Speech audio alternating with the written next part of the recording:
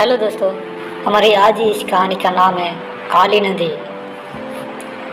मारो मारो की आवाज़ उस काली गहरी रात के सन्नाटे को चिरते हुए पूरी वादी में गूंज रही थी।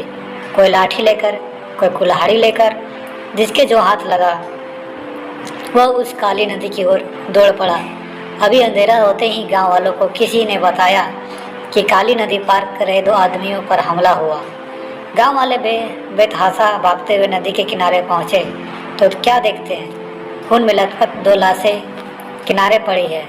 देखने पर पता लगा कि दोनों की मौत पानी में डूबने से हुई। बाद में किसी ने इन लाशों को काटा है। पूरे गांव में सनसनी फैल गई। गांव के मुखिया ठाकुर जगन्नाथ जी आगे आए और बोले, जब हमने फैसला किया था कि रात के समय कोई नदी के रास्ते नहीं जाएगा तो ये सब कैसे हो गया? चौकीदार कहाँ मर गया? तभी पीछे खड़ा चौकीदार कांपता हुआ आगे आया। मालिक, मैंने तो इन्हें बहुत मना किया था, लेकिन ये तो शहर से आए पढ़े लिखे नौजवान थे। इन्होंने मेरी एक बात नहीं मानी। हार कर मैं गांव वालों को बुलाने चला गया। आया तो यह सब देखा। आपको यकीन न हो तो गांव वालों से पूछ लो। जमींदार जगन्नाथ जी बोले, तुझे इसलिए तो नौकरी पर रखा है कि किसी को नदी में ना उतरने दे। हमें पता है काली नदी का भूत किसी को परेशान नहीं करता।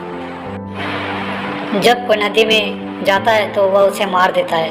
ऐसे में इस चौकीदार का क्या फायदा? अब पुलिस आएगी, 10 सवाल करेगी। उसी समय पुलिस को सूचना दी गई। कुछ ही देर में पुलिस वहां पहुंच गई। लाशों को अपने कब्जे में लेकर पोस्टमार्टम के लिए भेज दिया। काफ़ी लोगों से पूछताछ की गई, लेकिन किसी को कुछ भी पता नहीं था। कुछ ही दिनों में गांव वाले सामान्य हो गए। उसी गांव में एक 25 साल का नौजवान जिसका नाम नीरज था, वह एक दिन अपने दोस्त दीपक के साथ नदी के किनारे एक पेड़ के नीचे बैठा था। नीरज बोला, यार ये भूत का क्या चक्कर है? इस भूत के चक्कर में हम कभी नदी में नहीं जा पाते। नदी के उस पार देखो कितने सुंदर नज़ारे हैं। उस पार एक मंदिर भी है। अगर किसी तरह इस भूत से छुटकारा मिल जाए तो कितना मज़ा आए। यह सुनकर दीपक बोला, भाई यही तो समस्या है इस नदी की। जो भी इस नदी के जाल में पैर रखता है मारा जाता है। नीरज उस पार जाना चाहता था। उसने अपने दोस्त से कहा, क्यों ना हम पता लगाए कि आखिर यह भूत सबको क्यों मार रहा है। यह सुनकर दीपक बोला, इसका जवाब तो गांव के कोई बुजुर्ग ही दे सकता है। गांव में सबसे ज़्यादा उम्र के तो केवल पुष्पा के दादाजी है। चलो उनके पास चलते हैं। दोनों उनके पास पहुंच जाते हैं। उनकी बात सुनकर दादाजी संभल कर बैठ जाते हैं। वो अपनी पोती पुष्पा से कहती है, बेटी तू बाहर जाकर खेल, मुझे इन दोनों से कुछ ज़रूरी बात करनी है। उसके जाने के बाद दादाजी कहना शुरू करते हैं, बात यह है बच्ची डर जाएगी। तुम जो पूछ रहे हो वो मैं तुम्हें बता देता हूँ, लेकिन नदी में जाने की कभी कोशिश मत करना, क्योंकि जो भी नदी में गया वो वापस नहीं आया। नीरज बोला, बाबा आप बताओ तो सही, बाकी हम पर छोड़ दो। दादाजी ने कहना शुरू किया, बेटा ये सब गांव वालों के ही कर्मों का फल है। इस गांव में मुकुंद नाम का एक सीधा साधा किसान रहता था। दिन भर खेत में मजदूरी करता था। उसका अपना खेत नहीं था। वह तो उस समय के जमींदार के खेत में मजदूरी करता था। वह पूजा पाठ करने वाला आदमी था। रात को जब वह अपने घर पहुंचता है तो उसकी पत्नी पूजा की थाली तैयार रखती थी। पूजा की थाली लेकर वह रात को नदी किनारे बंधी नाव से दूसरे किनारे के मंदिर में जाता था। उस मंदिर में कोई नहीं जाता था, केवल मुकुंद ही जाता था। मंदिर की साफ सफाई करता, उसे फूलों से सजाता, भगवान की पूजा करता, उन्हें भोग लगाता और वापस आ जाता था। एक बार नदी में भयानक बाढ़ आ रही थी, लेकिन मुकुंद नहीं माना, वह चला गया। जब वह पूजा करके वापस आया तो नाव नदी के तेज बहाव में बहने लगी। मुकुंद ने नाव से कूदकर अपनी जान बचाई। वह किसी तरह तैरता हुआ किनारे पर पहुंचा। उसकी पूजा की थाली का सिंदूर उसके पूरे चेहरे पर बिखर गया था। वह इस अवस्था में घर की ओर चल दिया। रास्ते में उसे कुछ गांव वाले मिले। उन्होंने मुकुंद को पकड़ लिया और वह चिल्लाता रहा, लेकिन गांव वालों ने उसे तांत्रिक समझकर उसकी पिटाई शुरू कर दी। उसकी शक्ल कोई पहचान न सके और इतने शोर में उसकी आवाज़ किसी ने न सुनी।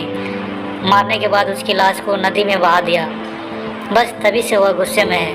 उसका भूत इसी नदी में रहता है और जो भी नदी पार करने की कोशिश करता है वह उसे मार देता है।